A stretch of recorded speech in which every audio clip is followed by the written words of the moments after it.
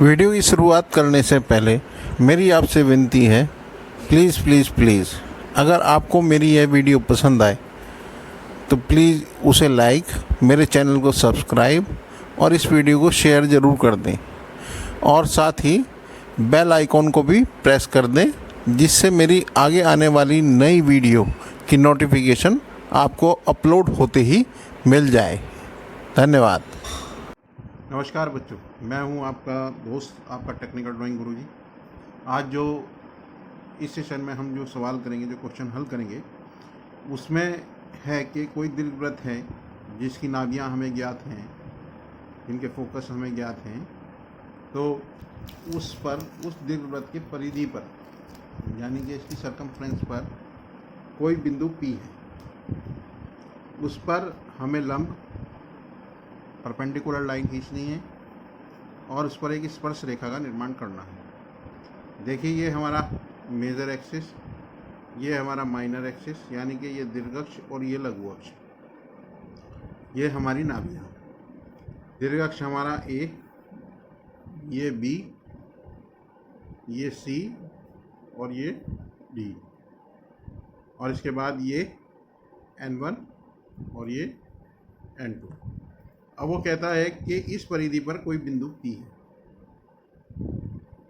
इस परिधि पर कोई बिंदु P है, उस पर हमें जो है उस बिंदु पर लंब का निर्माण करना है। मान लो वो बिंदु P यहाँ पे है। पहले हम ये मान लेते हैं कि बिंदु P इस जगह, ये वो बिंदु P है जिस पर हमें लंब का निर्माण करना है। तो लंब का निर्माण करने के लिए हम क्या करेंगे कि जितने भी, मतलब हर जगह मेथड भी यही है कि अगर चाहे बिंदु P यहाँ हो या यहाँ हो या यहाँ हो, कहीं भी हो, हमें सबसे पहले नाभियों से रेखा खींचकर उस बिंदु को मिलाकर आगे की तरफ निकाल देना है। जैसे ये N1, ये बिंदु P यहाँ, और इसे हम ये निकाल देंगे।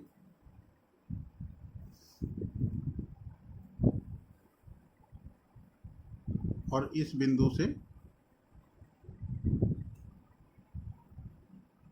देखिए, इसमें मैंने दीर्घवृत्त पहले बनाया हुआ था थोड़ा समय बचाने के लिए, क्योंकि दीर्घवृत्त की सारी वीडियो मैं बना चुका हूँ और आप इसे जो है लिंक डिस्क्रिप्शन में जो लिंक है उसके द्वारा देखकर किसी भी विधि से जो है दीर्घवृत्त बनाना सीख सकते हैं। इसमें सबसे आसान जो दीर्घवृत्त पड़ता है वो एक तो 4 सेंटर मेथड से पड़ता है, दूसरा चापों पर आधारित निर्णय पे पड़ता है। अभी जो कंपार्टमेंट की परीक्षा हुई है उसके अंदर यही प्रश्न जो है हमारे उसमें आया है। चापों के आधार पर दीर्घवृत्त का निर्माण कीजिए। उसके दीर्घ अक्ष की लंबाई दी हुई थी, लघु अक्ष की लंबाई दी गई थी और परिधि पर कोई बिंदु P बताया गया था। तो पहले चापों की विधि द्वारा दीर्घवृत्त का निर्माण करना था और उसके परिधि पर दिए हुए P बिंदु पर ये लंब की रचना करनी थी। अब जो चापों के आधार पे है वो डिस्क्रिप्शन से आप देख सकते हैं, उसमें लिंक दिया हुआ है किस प्रकार दीर्घवृत्त का निर्माण होगा।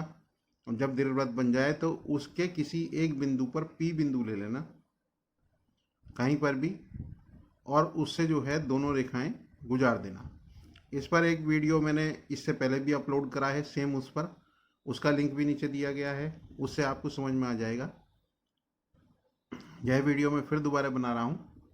तो दोनों N1 से P बिंदु गुजारते हुए रेखा खींच ली, N2 से P बिंदु गुजारते हुए रेखा खींच ली। अब इस रेखा का, इस कोण का समद्वि विभाजन करेंगे।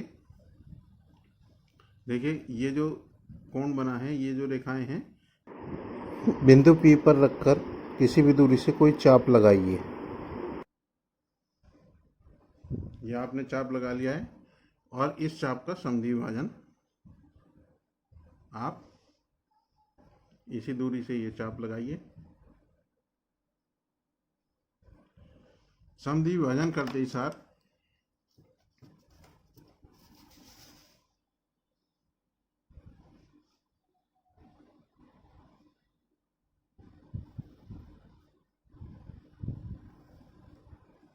ये लंब इस पी बिंदु पर और दीर्घवृत्त की परिधि पर लंब बन जाएगा और इसे नीचे तक खींचिए। देखिए ये हो गया इसका लंब।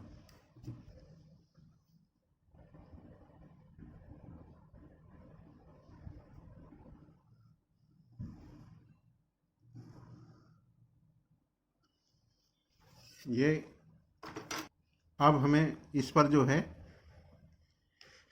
पी बिंदु पर अगर स्पर्श रेखा खींचनी हो तो वो कैसे तैयार करेंगे ये देख लीजिए।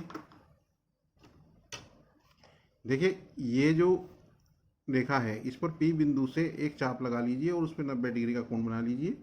देखिए ये जो था, अब इस पर 90 डिग्री का बनाने के लिए ये जो दूरी लेके हमने चाप लगाया था, इस चाप को पूरा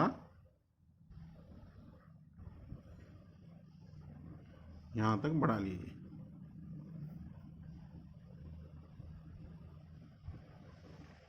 देखिए इस चाप को यहाँ तक हमने पूरा बढ़ा लिया और सेम, क्योंकि ये आधे के बराबर है, आपको क्या करना है इसे पूरी दूरी तक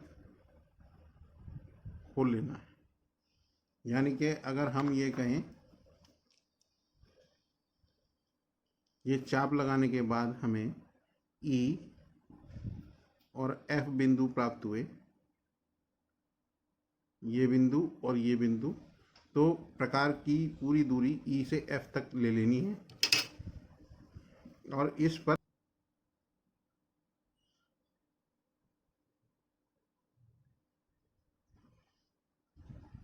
सेम इस दूरी को रखिए।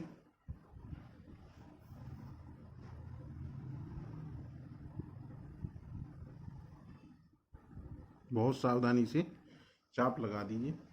अब इस चाप ने जहाँ काटा, ये बिंदु को मिलाइए।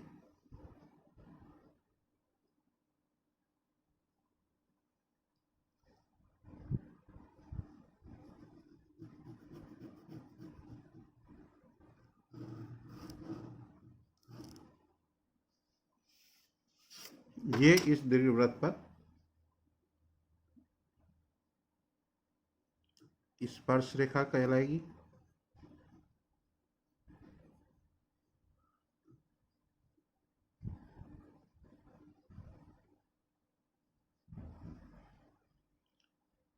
लंब स्पर्श रेखा के कितने डिग्री पे होता है? ये 90 डिग्री पे होता है। ये हमारा लंब कहलाएगा। अब अगर बिंदु P, सपोज करो, मैं उसके लिए बता रहा हूँ कि बिंदु P अगर आप यहाँ लेना चाहें, देखिए यहाँ से बनाते हैं, बिल्कुल सेम मेथड अप्लाई करेंगे हम। अब बिंदु P हमारा यहाँ है, तो N1 से बिंदु P को मिलाइए।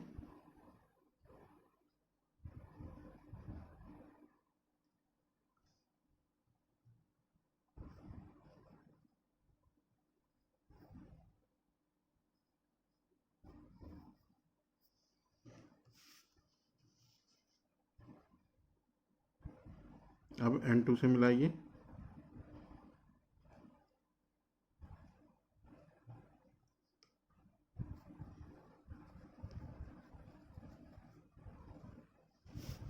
तरीका बिल्कुल सेम है।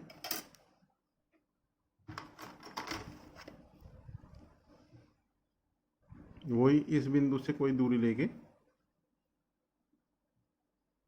आप चाप का निर्माण कीजिए और इस कोण का अर्धक कीजिए।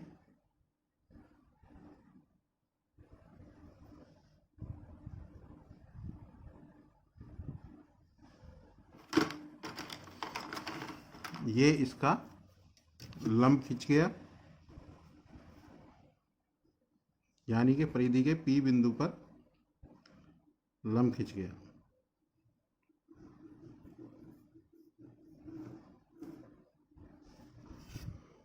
अब अगर इस पर स्पर्श रेखा खींचनी है तो इस पर जो है वही सेम तरीका अपनाकर और 90 डिग्री का कोण बना दीजिए।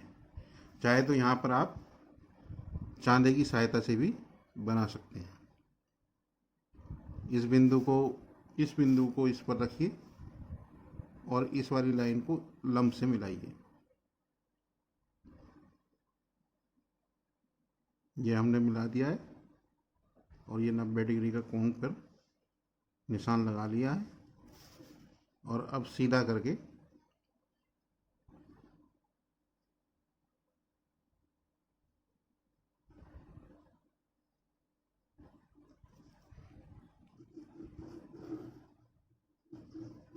बहुत सावधानी से इसको मिला दिया। अब इधर देखिए, ये चांदी की सहायता से हो गया था, ये स्पर्श रेखा हो गई।